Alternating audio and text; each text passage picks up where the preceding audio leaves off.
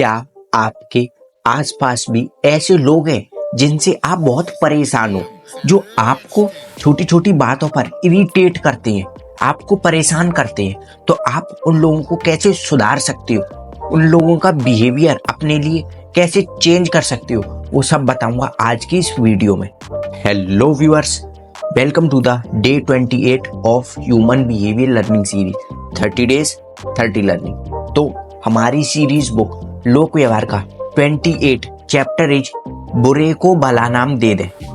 तो इस चैप्टर में ऑथर बताते हैं कि आप लोगों को कैसे सुधार सकते हो, उनके बिहेवियर को कैसे चेंज कर सकते हो। तो चलिए अब आप लोग मेरे एक क्वेश्चन का आंसर दीजिए। मान लीजिए आप एक बिजनेसमैन हो और आपका कोई एक अच्छा एम्प्लॉय अपने काम में लापरवाही करने लगे या अपने काम को अच्छे से ना करे, तो ऐसी सिचुएशन में आप क्या करोगे? अपना आंसर मुझे नीचे कमेंट बॉक्स में कमेंट करके बताओ कि आप क्या करोगे। क्या उसे जॉब से निकाल दोगे या उसकी इंसल्ट करोगे? पर ऐसा करना सही नहीं होगा, क्योंकि जॉब से निकालना प्रॉब्लम का सही सॉल्यूशन नहीं है, क्योंकि गलती किसी से भी हो सकती है। अगर आप सबको जॉब से निकालने लगे तो आपका काम कैसे चलेगा? आप अपने बिजनेस को आगे कैसे बढ़ा पाओगे? और ना ही उसकी इंसल्ट करना और उसको क्रिटिसाइज करना ठीक नहीं रहेगा, क्योंकि ऐसा करने से उसके मन में कड़वाहट भर जाएगी आपके लिए।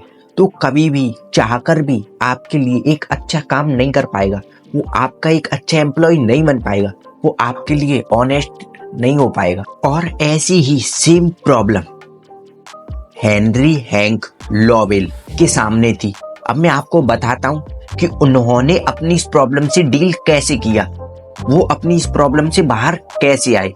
हेनरी इंडियाना में एक ट्रक डीलरशिप कंपनी के सर्विस मैनेजर थे। उनका एक मैकेनिक बिल कई दिनों से ढंग से काम नहीं कर रहा था, जिस वजह से हेनरी को लॉस पे लॉस हो रहा था।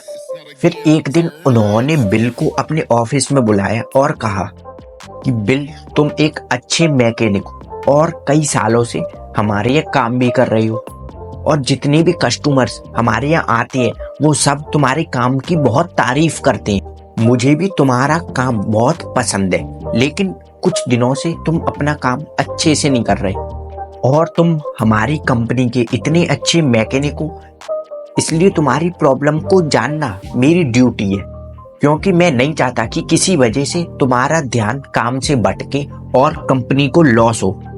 शायद हम दोनों मिलकर तुम्हारी प्रॉब्लम को सॉल्व कर सकते हैं। और फिर बिल अपनी गलती के लिए माफी मांगता है और अपने काम को दोबारा से अच्छे से करने लगता है। और फिर उसने दोबारा वो गलती कभी नहीं की कि हेनरी ने उसके काम की जो इमेज बनाई थी, बिल उस पर खरा उतरना चाहता था कि वो एक हार्ड वर्किंग मैकेनिक है।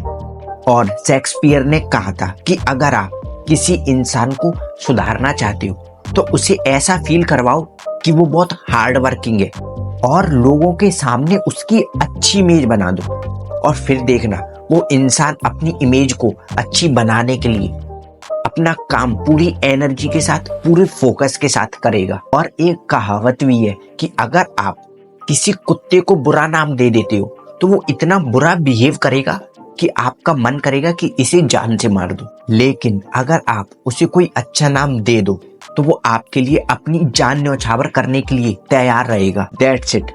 और इस चैप्टर का जो कंक्लूजन है, जो प्रिंसिपल है, वो है सामने वाले इंसान को ऐसी इमेज दे दो जिस इमेज को वो सही साबित करना चाहे।